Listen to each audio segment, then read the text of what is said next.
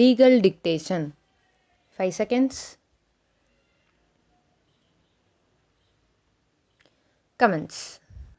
The challenge in the present appeal is to an order passed by the Division Bench of the High Court of Judicature at Allahabad Lucknow Bench dated 26/8/2019, affirming the order passed by the learned single bench on 17/5/2019.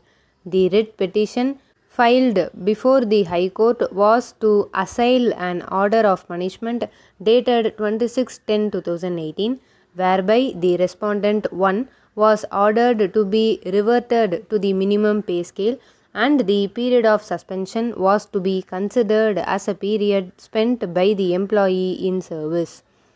However, for the said suspension period, the employee was not found to be entitled to any other pay or allowance except subsistence allowance and dearness allowance. The order of punishment was passed after the prior approval of the Commissioner, Lucknow, designated as registrar by the state government on the same day. The learned single bench, while deciding the writ petition, held that the order of punishment was passed without following the due procedure of law 4 days prior to the retirement of the employee. There was an undue and unexplained haste in passing the impugned order without taking prior approval under Regulation 87 of the Service Regulations from the competent authority, that is the Uttar Pradesh Cooperative Institutional Service Board. It was further held that the punishment order has been passed by the chairman of the Administrative Committee and the approval for the punishment has also been granted by the same person. Therefore, the present case was found to be an example of inappropriate approval given by an incompetent authority.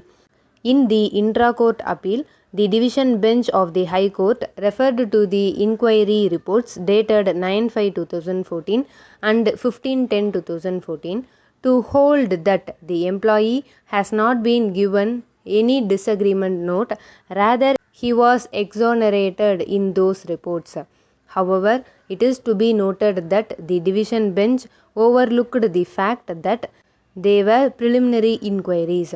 The Division Bench, considering the Regulation 87 and 106 of the Service Regulations, held as under: the registrar may from time to time frame regulation to regulate the emoluments and other conditions of service, including the disciplinary control of employees in a cooperative society or a class of cooperative societies and any society to which such terms are applicable, shall comply with those regulations and with any orders of the registrar issued to secure such compliance.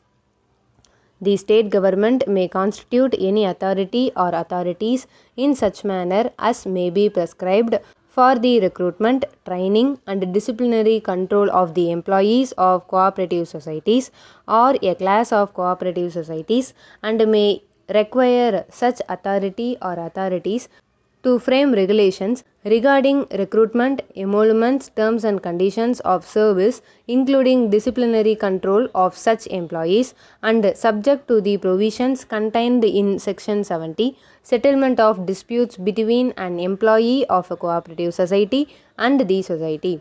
The regulations framed under subsection 1 shall be subject to the approval of the state government and shall after such approval be published in the Gazette and take effect from the date of such publication, and shall supersede any regulations made under Section 121.